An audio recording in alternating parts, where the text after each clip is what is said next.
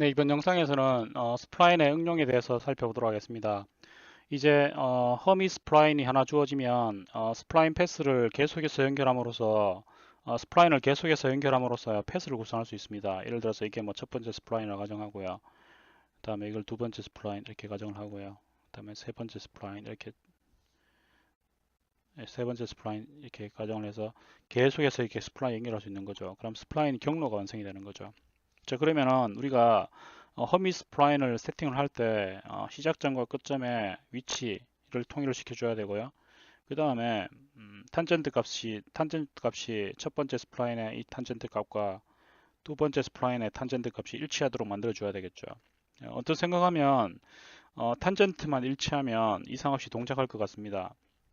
왜냐하면 요 점에서의 기울기가 주어지고요. 두 번째 점에서의 기울기가 똑같이 일치하니까 부드럽게 연결되니까 눈으로 보기에 정상적이거든요. 그래서 실제로 요거를 이용을 해서요. 저희들이 제가 회사에 있을 때 레이싱 게임을 만들 때요. 레이싱 게임을 만들 때 응용을 했었습니다. 예를 들어서 뭐 이런 길이 주어지잖아요. 그러면은 길을 최적으로 통과하는 스프라인을 이렇게 생성을 했었습니다. 이렇게 생성을 했었고요. 그러면 스프라인이 뭐 이렇게 만들어집니다. 그러면은 AI 차량들이 이렇게 배치가 돼서 AI 차량에서 현재 가장 가까운 스프라인을 찾습니다. 이렇게 찾겠죠. 아니면은 속도를 보고요. 약간 전방의 걸 이렇게 찾을 수도 있고요. 근데 일반적으로 그냥 바로 찾았을 때 정상적으로 잘 동작을 했는데요.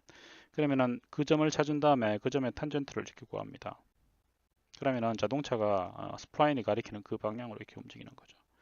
만약에 자동차가 그 다음 뭐 스텝에서 이렇게 움직였어요. 그러면은 또 가장 가까운 점을 찾습니다. 그러면은 그 점의 탄젠트를 구하면은요 이렇게 구해지겠죠.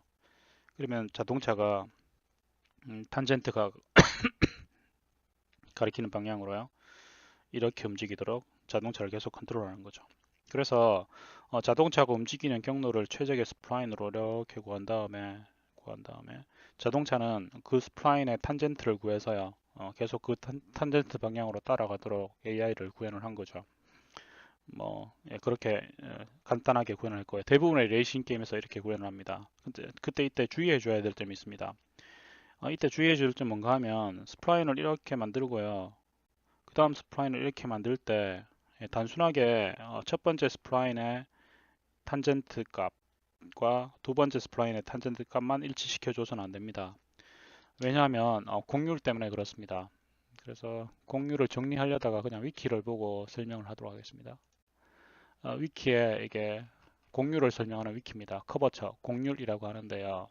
공률의 정의는 어떻게 되는가 하면 1 over r입니다. 그러니까 어떤 원이 이렇게 주어졌을 때 원이 클수록요. 그러면 분모가 커지는 거니까 공률은 작아집니다. 그러니까 더 완만하게 바뀐다는 뜻이죠. r분의 1 되니까요. 만약에 공률이 크다는 얘기는요. r이 작다는 얘기니까 더 급격하게 이렇게 기울기가 바뀐다는 얘기입니다. 그래서 공률을 수학적으로 정의해 보면 어떻게 되는가 하면 그 기울기가 변하는 정도, 그러니까 탄젠트를 다시 미분한 값입니다. 그게 이제 공률이거든요. 그래서 실제적으로 구현해서 보면요, 허미 스프라인을 보면 허미 스프라인 구현한 걸 보면 이게 dxdu가 탄젠트를 구하는 거였죠. 근데 이걸 한 번 더 미분하면 그게 공률을 구하는 게 됩니다. 그래서 이 식을 한 번 더 미분을 합니다. 그러면 6au가 되죠. 6au. 그다음에 이것은 한 번 더 미분하니까 2b가 됩니다. 이 식은 미분하니까 없어지죠. 그래서 이거는 공률을 구하는 게 됩니다. 그래서 캣 커버처라고 되어 있죠. 그래서 실제적으로 구현할 때는 뭘 고려해 줘야 되는가 하면 어, 허미 스프라인의 첫 번째 스프라인과 두 번째 스프라인 연결하게 되면요. 공률이 같아야 되기 때문에 이게 가상의 원을 고려를 해서요. 이 첫 번째 원의 이 원, 그다음에 두 번째 스프라인의 이 원의 크기가 이렇게 달라버리면 어떻게 되겠습니까? 공률이 다른 게 되거든요. 그러면은 공률이 다르다는 얘기는 첫 번째 스프라인의 끝점에서는 이 정도의 강도로 따라가다가 두 번째 스프라인의 강도에서는요. 크기는 같지만 더 강한 크기로 따라간다는 게 돼버리니까 스프라인의 연결점마다 자동차가 약간씩 삐끗하게 됩니다. 그렇게 될 수 있습니다. 그래서 스프라인을 생성을 할 때 방향뿐만 아니라 크기도 똑같도록 해줘야 됩니다. 그 탄젠트 벡터의 크기도요. 크기가 같다는 얘기는요. 탄젠트 벡터를 미분했을 때 크기가 바뀌지 않는다는 얘기니까 곡률이 같다는 얘기거든요. 그래서 두 번 미분했을 때도 값이 같아지도록 작성을 해줘야 됩니다. 그게 제일 처음에 컨티뉴어티를 설명한 이유입니다. 그래서 보면 C1 컨티뉴어티를 가지면 한 번 미분했을 때도 같습니다. 하지만 스프라임 패스를 구성할 때는요, 두 번 미분했을 때도 값이 같아지도록 그렇게 구성을 해줘야 되는 거죠. 그래서 컨티뉴어티가 C2 컨티뉴어티가 유지되도록 스프라임 패스를 구성을 해줘야 됩니다. 그거를 스프라임 응용할 때 조심해 주시면 되고 조심하셔야 되고요.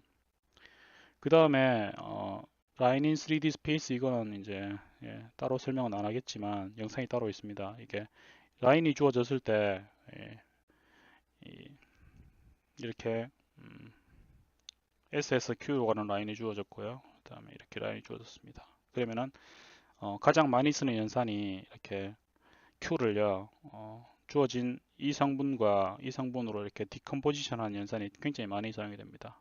이렇게 스프라인 주어졌으면요 스프라인 실제로 라인으로 이렇게 만든 다음에 입력 포인트가 주어지면 이걸 프로젝션해서요 이 성분과 그다음에 이 성분 이렇게 얻어내야 되거든요. 네. 그래서 요거 설명은 제가 따로 만든 영상이 있으니까 그걸 참고 들어가십시오. 여기 보면 3D 그래픽 프로그래밍이에요. 17번 영상입니다. 벡터 디컴포지션 에서 설명하고 한 6분 정도밖에 안 되니까 그걸 보시면 될 것 같습니다. 그래서 스프라임 패스 트레이싱 데모를 유니티에서 준비를 하려다가요. 제가 회사에서 있을 때 만든 레이싱 게임 영상을 한번 준비를 해봤습니다.